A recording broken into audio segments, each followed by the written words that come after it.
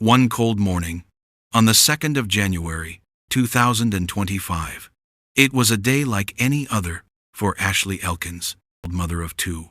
She left her home in Warren, Michigan, to run some errands, leaving her young sons, aged 7 and 10, in the care of her sister. Ashley didn't plan to be gone for long. Her first stop was a 7-Eleven at around 8 a.m. She was seen on camera entering the store, wearing an orange shirt, a black jacket, and dark jeans. Throughout the morning, she exchanged texts with her mother, Monica.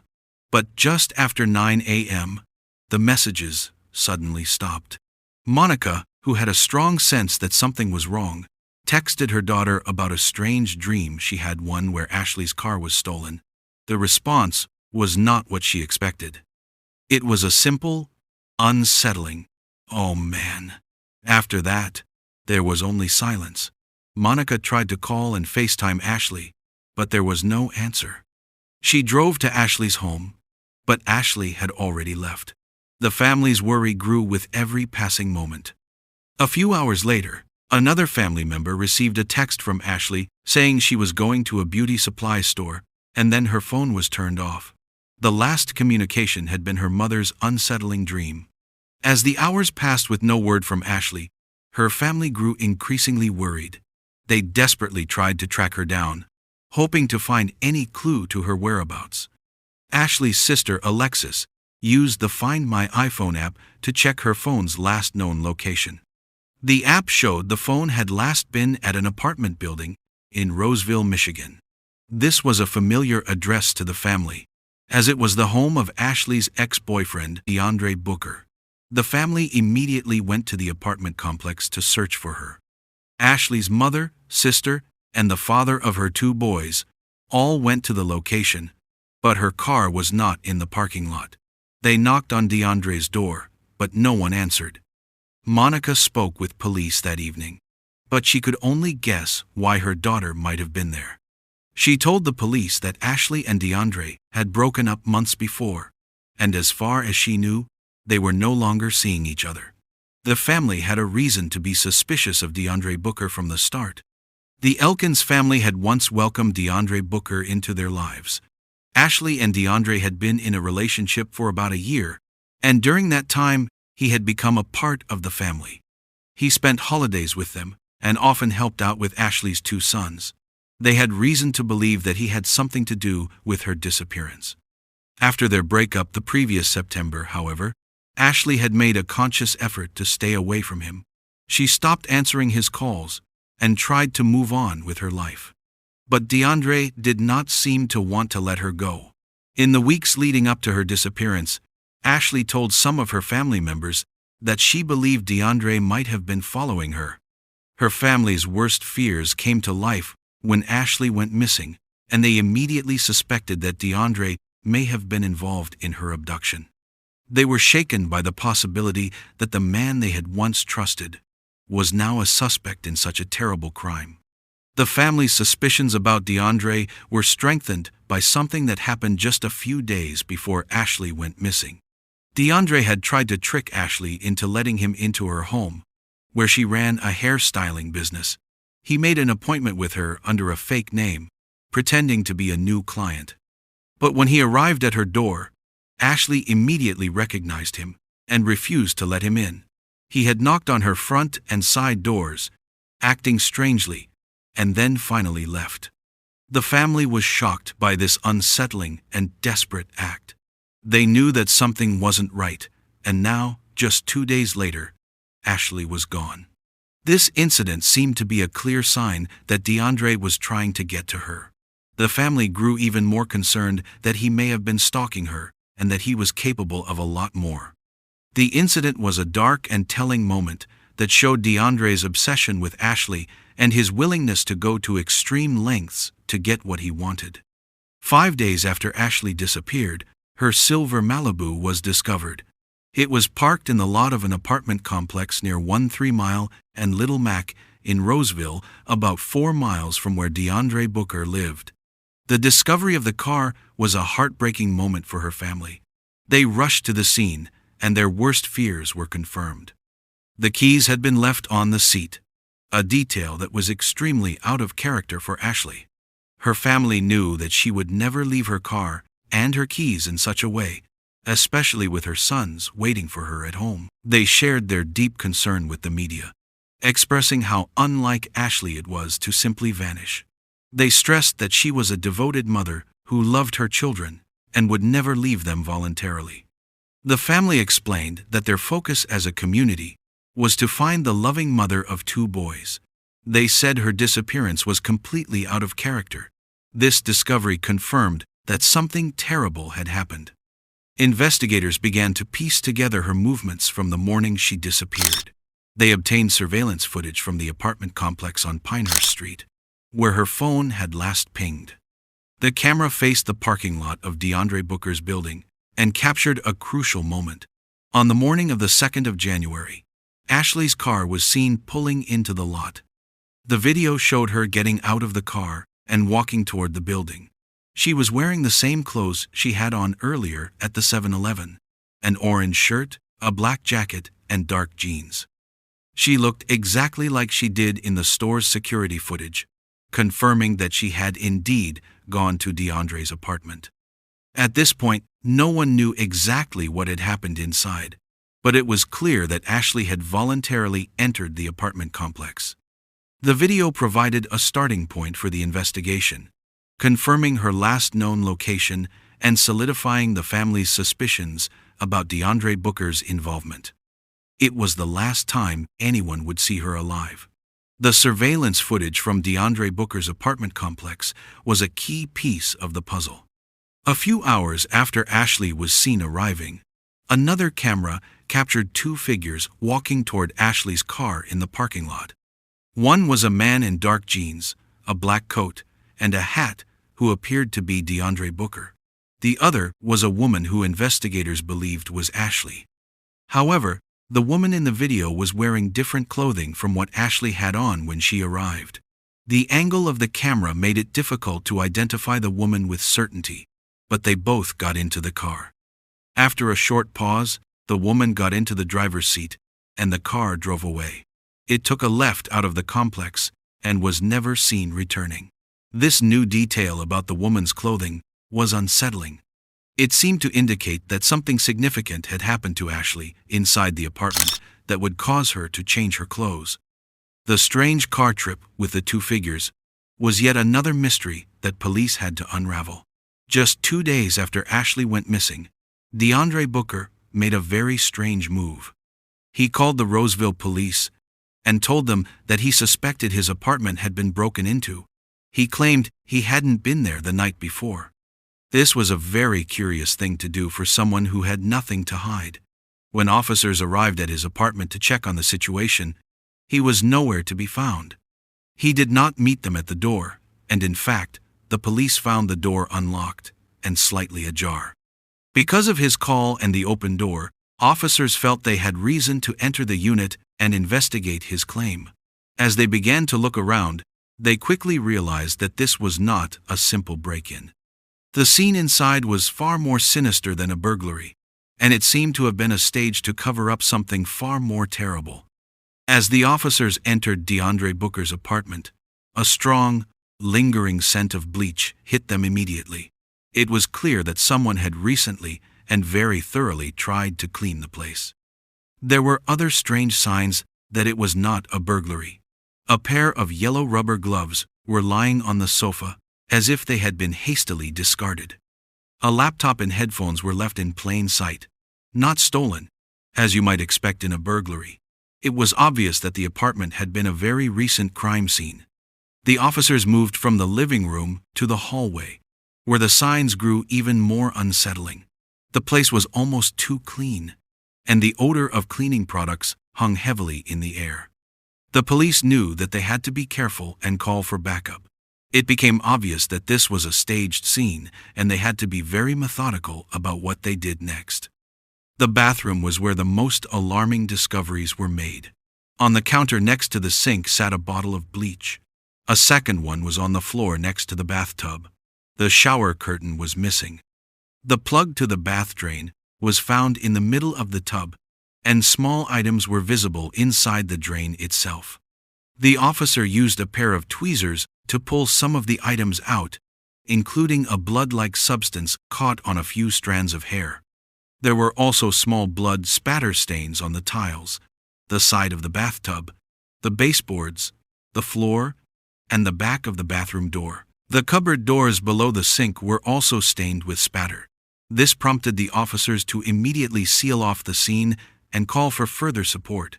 The evidence clearly suggested that a violent and bloody incident had taken place here, and that the person responsible had tried to clean it up with a large amount of bleach. After the initial police officers had secured the scene, a forensic team came in to examine the apartment more thoroughly. They used a special chemical solution called luminol, which makes blood glow in the dark, even if it has been cleaned. The apartment was lit up with glowing spatter stains on the walls and floors of the bathroom and hallway, revealing the full extent of the cleanup attempt. A plumber was then called to carefully take apart the pipes in the apartment. From the bathtub drain, they pulled out a bullet fragment, a silver hooped earring, and a small clump of hair. These were all heartbreaking pieces of evidence that pointed to what had happened.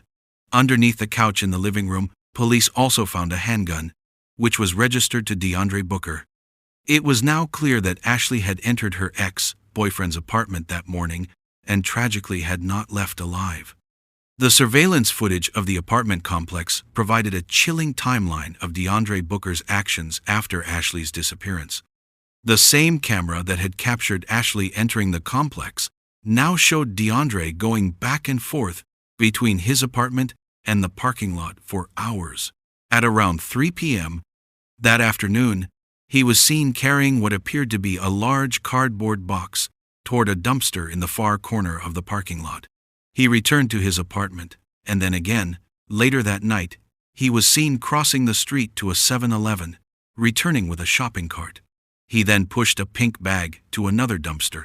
He continued to make these trips to various garbage bins around the complex for hours. Just after 1 a.m., he carried a large, heavy-duty black garbage bag to another dumpster in the north parking lot. He kept doing this for a long time. The surveillance footage from the early morning of the 3rd of January was the most disturbing. Just after 4 a.m., DeAndre emerged from his building again, this time with the shopping cart, which was no longer empty. The video showed him first walking toward a dumpster, but finding his path blocked by a fence. He turned around and pushed the cart along the walkway to the other side of the parking lot, heading for another dumpster.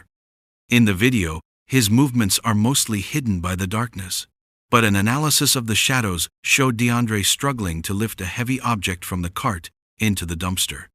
He failed at first, and the object fell to the ground.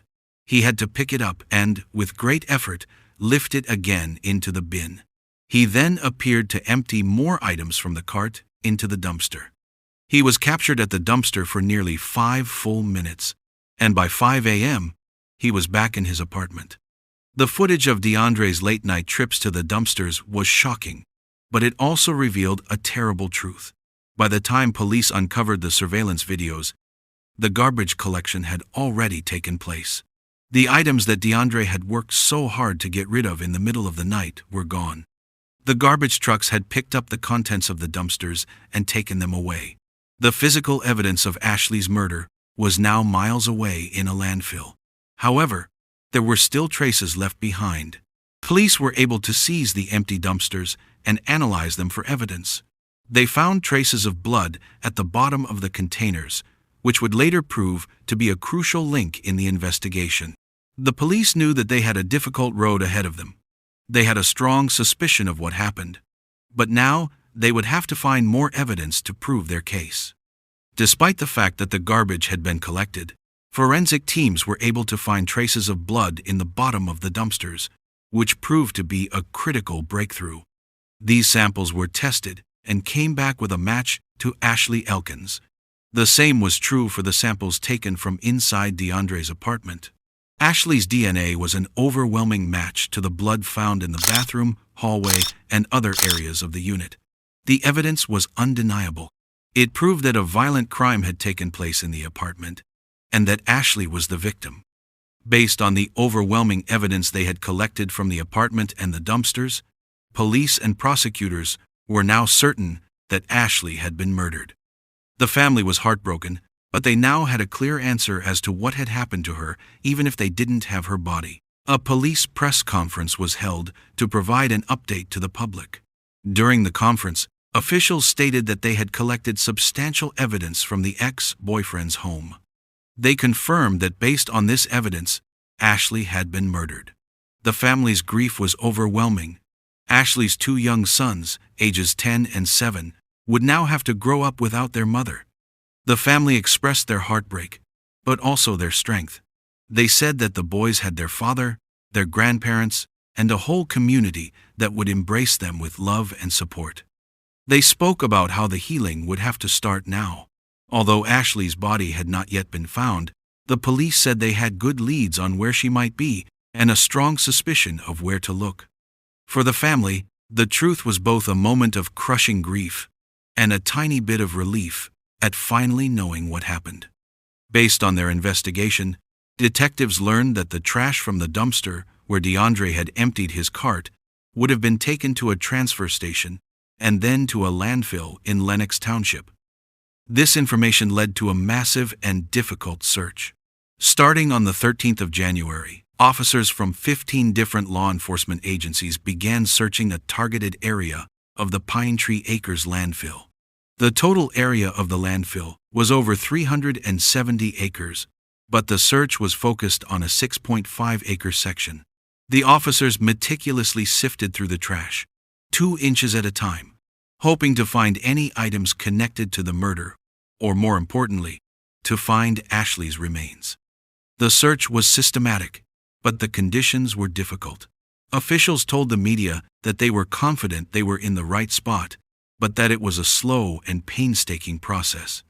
The search for Ashley's remains at the Pine Tree Acres landfill continued for 5 straight days.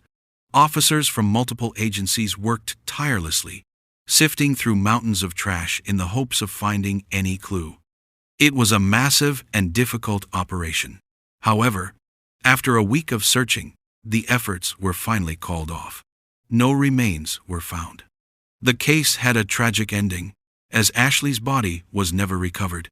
This meant her family could not give her a proper burial, and the mystery of what truly happened to her remains unsolved. While the police were confident that they had the right person, the lack of a body was a significant setback.